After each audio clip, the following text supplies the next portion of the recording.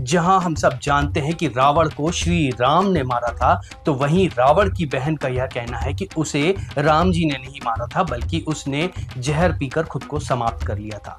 रावण की बहन शूर्पणखा यह कह रही है। आखिरकार शूर्पणखा ऐसा कैसे कह सकती है, क्योंकि वो तो रामायण काल के बाद में ही मर चुकी होगी। जी हाँ, ऐसा माना जाता है कि श्रीलंका में एक महिला है जिसने यह दावा करा है कि वह शूर्पणखा का पुनर्जन्म है। और इतना ही नहीं, बल्कि वह भविष्यवाणी भी करती है और कई सारे बड़े बड़े नेता उसके पास में जाते हैं। इस महिला के बारे में इस वीडियो में आगे मैं आपको पूरी जानकारी दूंगा, तो आप वीडियो के साथ में बने रहें। रावण एक बहुत ज्ञानी व्यक्ति था, वह शिव का बहुत बड़ा भक्त था। आपने कई बार सुना होगा कि लोग कहते हैं कि रावण बहुत पूजनीय है, और कुछ जगहों पे तो रावण की पूजा भी की जाती है। आपको लगता होगा कि ये कैसे लोग हैं जो कि रावण की पूजा करते हैं, रावण की तारीफ करते हैं। तो मैं आपको रामायण से ही एक संदर्भ उठाकर बताता हूं, जहां पर वाल्मीकि जी ने खुद ही रावण की प्रशंसा करी है, निष्पक्ष होकर प्रशंसा करी है और बताया है कि रावण कितना ज्ञानी और कितना सुंदर और कितना बलशाली था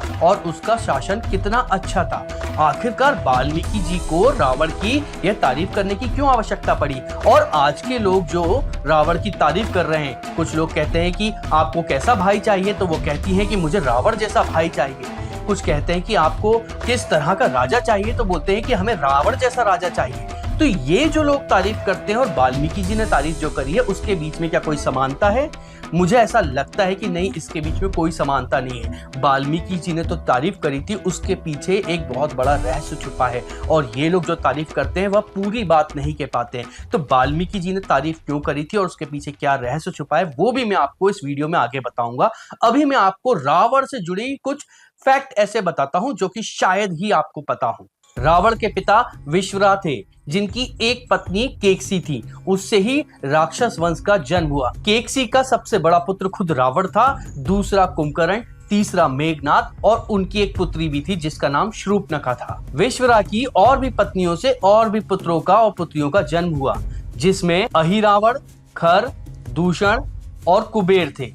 और कुंभनी नाम की एक और पुत्री थी। रावण की दो बहनें थीं, शूर्पणखा और कुंभनी। कुबेर के बारे में आपको बहुत अच्छे से पता होगा कि ये लक्ष्मी जी के धन के रक्षक हैं और यह रावण के बड़े भाई हैं। कुबेर का जन्म रावण के जन्म से हजारों साल पहले हो गया था, और कुबेर ने ही सोने की लंका बसाई थी। लेकिन रावण ने उससे विद्रोह कर दिया और कुबेर को लंका से निष्कासित कर दिया, और सोने की लंका अपने आप हड़प ली। साथ में कुबेर का पुष्पक विमान भी ले लिया।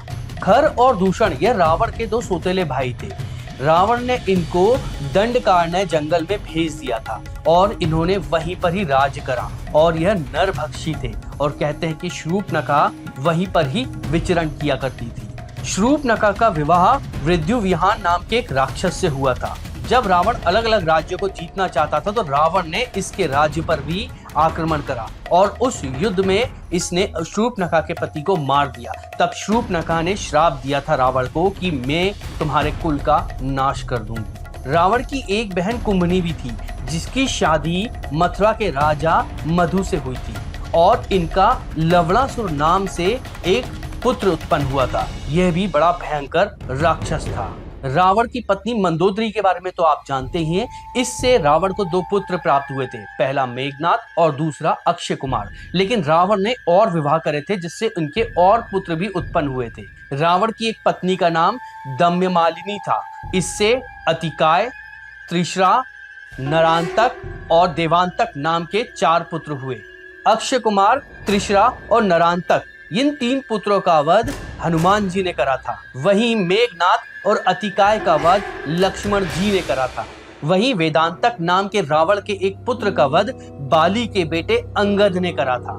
रावण के बारे में वाल्मीकि रामायण के अलावा भी कई सारी जगहों पे देखने को मिलता है, जैसे कि पद्म पुराण, श्रीमद् भागवत पुराण, कुर्म पुराण, महाभारत, आनंद रामायण, दशावतार चरित्र, और इसके अलावा जैन धर्म में भी रावण के प्रमाण मिलते हैं। जैन धर्म में रावण को 64 सलाका पुरुषों में गिना जाता है।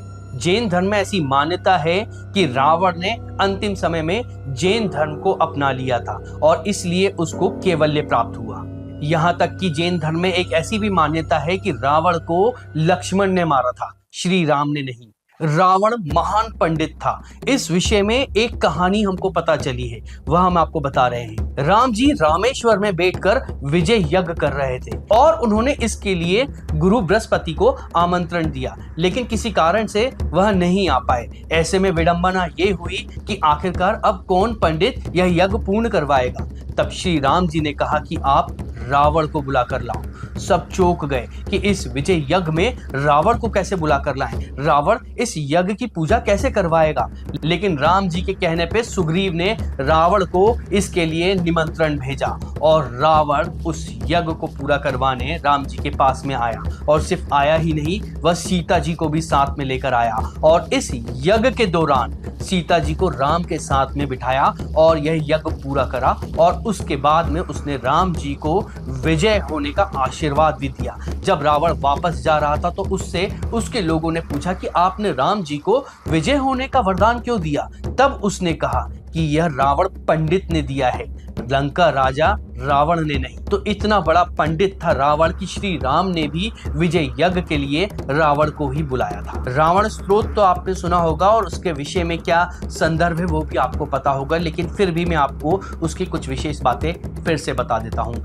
एक बार रावण अपने पुष्पक विमान से कैलाश पर्वत के ऊपर से गुजर रहा था, तो तभी नंदी ने उसको वहां से रोक दिया और कहा कि इसके ऊपर से गुजरना वर्जित है। तब रावण ने पूछा कि क्यों। उसने कहा यहाँ पर शिव जी तपस्या कर रहे हैं।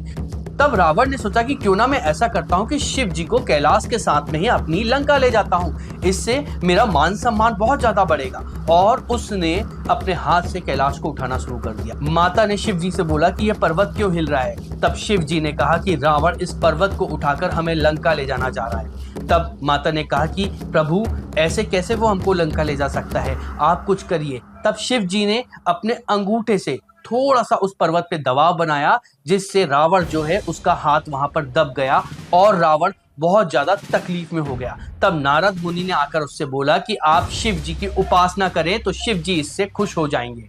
इसके बाद माना जाता है कि रावण ने रावण शिव स्तोत्र की रचना करी और जिससे शिव जी खुश हुए और रावण को अपना भक्त बना लिया। यहाँ पर एक किस्सा ऐसा भी आता है कि जब नंदी को रावण ने देखा था तो रावण ने उनका जो विचित्र रूप था उसका बड़ा मजाक उड़ाया। तब नंदी ने रावण को श्राप दिया और कहा कि तुम मेरे इस मुख का मजाक उड़ा रहे हो, एक दिन वानर मुख के लोग ही तुम्हारी लंका के और तुम्हारे कुल के विनाश के कारण बनेंगे। सिर्फ तांडव स्तोत्र ही नहीं, रावण ने कई सारे ग्रंथों की रचना करी थी। आपने अरुण संहिता के बारे में सुना हो या ना सुना हो, लेकिन आपने लाल किताब के बारे में जरूर सुना होगा। माना जाता है कि ये लाल किताब ही अरुण संहिता है जिसको रावण ने लिखा था और इसके अंदर ज्योतिष विद्या और कुंडली का बहुत ज्यादा ज्ञान भरा पड़ा है। इसके अलावा रावण संहिता भी है जिसमें रावण के जीवन के बारे में बताया गया है और इसमें भी ज्योतिष शास्त्र के बहुत सारे महत्वपूर्ण ज्ञान के बारे में दिया गया है। सिर्फ इतना ही नहीं, रावण ने चिकित्सा और तंत्र शास्त्र के बारे में भी बहुत महत्वपूर्ण ग्रंथ लिखे हैं। 10 शतकात्मक अर्क प्रकाश, 10 पट्टलात्मक उणित शास्त्र, कुमार तंत्र और नाड़ी परीक्षा। जैसे कि आज के समय न्यूरोलॉजिस्ट होते हैं जो कि नर्व सिस्टम और नसों के बारे में बात करते हैं, रावण ने भी नाड़ी शास्त्र के बारे में बताया है, जिसके अंदर शरीर के अंदर जो नाड़ियां होती हैं वो किस तरह से होती हैं और उनसे किस तरह से उपचार किया जाता है, इसके बारे में बहुत गहराई से इस शास्त्र के अंदर दिया गया है। तो आप समझ सकते हैं कि रावण कितना ज्यादा ज्ञानी था। रावण के द्वारा एक रचना अर्क प्रकाश नाम से भी है। आप जिस तरह से मान सकते हैं कि आज के समय शिशु रोग विशेषज्ञ होते हैं जो कि बच्चों की बीमारियों के बारे में ही बात करते हैं, उसी तरह से इस ग्रंथ के अंदर बच्चों की बीमारियों के बारे में बहुत गहराई से बात करी गई है। मंदोदरी ने जब रावण से प्रश्न करे थे तो रावण ने इन सभी के उत्तर दिए थे और इस ग्रंथ में वही सारे उत्तर हैं। इसके अलावा रावण का एक कुमार तंत्र भी है जो कि मातृक बीमारियों में किस तरह से उपचार करना चाहिए और उसके लिए किस तरह की उपासना करनी चाहिए जिससे यह बीमारियां दूर रहें, जैसे कि चेचक, छोटी माता, बड़ी माता, इस तरह की बीमारियां, उसके विषय में भी रावण ने एक ग्रंथ लिखा था। रावण के राज में सुषेण नाम का एक बहुत बड़ा वेद था जिसको पूरी दुनिया की सारी औषधियों के बारे में पता था, उसको लगभग हर बीमारी का उपचार पता था। और कहते हैं कि जब लक्ष्मण को शक्ति बाण लगा था और वह मूर्छित हो गए थे, तब विभीषण के कहने पे सुषेण वेद को बुलाया गया था और उसने ही लक्ष्मण जी के उपचार के लिए संजीवनी बूटी के बारे में बताया था, जिसे हनुमान जी लेकर आए थे। लेकिन सुषेण लंका राज्य का एक नागरिक था और वहां का राजा रावण था। रावण के इच्छा के बिना वहां पर कोई भी व्यक्ति कोई भी कार्य नहीं कर सकता था। तो फिर कैसे सुषेण ने लक्ष्मण जी का उपचार करा? इसके पीछे कहा जाता है कि यहाँ पर रावण खुद चाहता था कि लक्ष्मण का उपचार हो जाए, इसलिए उसने मौन रहकर सुषेण को इस चीज की स्वीकृति दे दी थी। रावण के विषय में हमने आपको इतना कुछ बताया और बताया कि किस तरह से रावण ने कितने सारे महान कार्य करे थे। इससे आपको लग रहा होगा कि रावण कितना महान था, यह तो सच में पूजनीय है। लेकिन हमारे और वाल्मीकि जी की तारीफ करने के पीछे एक उद्देश्य है। वाल्मीकि जी ने खुद भी रावण की तारीफ करी है।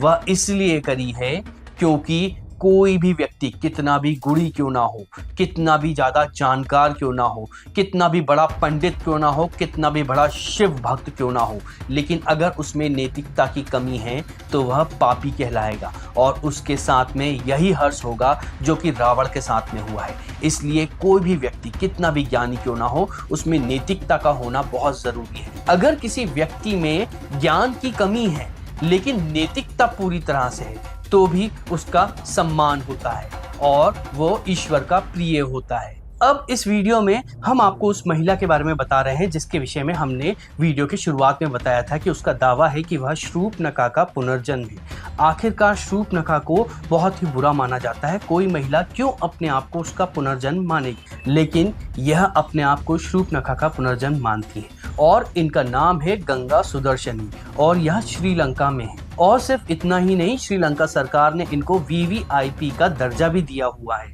इनके 3 बच्चे भी हैं और जन्म से ही इनके कान कटे हुए थे और नाक पे भी एक कट का निशान बना हुआ था जैसे कि शूर्पणखा का था। यह एक रावणीय औषधि का निर्माण करती हैं जिससे लोगों की नजर उतारी जाती है और कुछ उपचार भी किया जाता है। और पूरे श्रीलंका में यह जो औषधि है बहुत ज्यादा फेमस है और कई बार तो यह औषधि विदेशों में भी जाती है। जब 2004 में श्रीलंका में एक सुनामी आई थी तो उसकी भविष्यवाणी इन्होंने बहुत पहले ही कर दी थी। इनके बारे में अगर आपको और अधिक जानना है तो आप इंटरनेट पे इनके बारे में खोज कर सकते हैं। अगर आपको हमारा यह वीडियो पसंद आया हो तो इस वीडियो को लाइक करें, अपने साथियों के साथ में शेयर करें, हमें कमेंट कर बताएं कि आप आगे और किस विषय पे वीडियो चाहते हैं। साथ में हमारे चैनल को सब्सक्राइब जरूर करें क्योंकि इससे हमें धर्म प्रचार में प्रोत्साहन मिलता है।